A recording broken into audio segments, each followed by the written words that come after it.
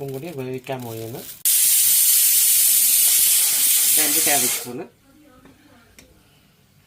തേങ്ങാപ്പാലിൻ്റെ 2ാം പാല്,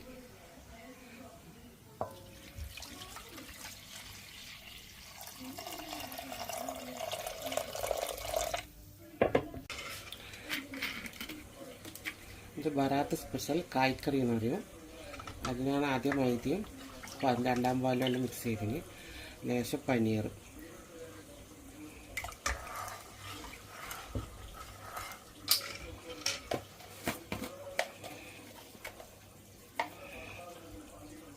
ഏലക്കപ്പൊടി,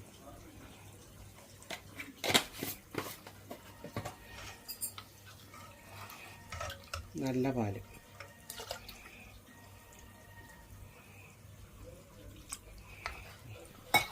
ആവശ്യത്തിന് മധുരം ബാലൻസ് ചെയ്യാൻ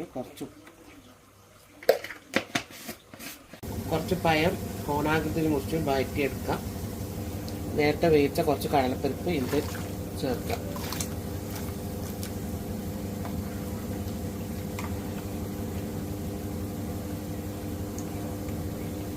ഇതിട്ടെ വഴറ്റി വെച്ച പഴം കാലിനകത്ത് ഇത് ചേർക്കാം.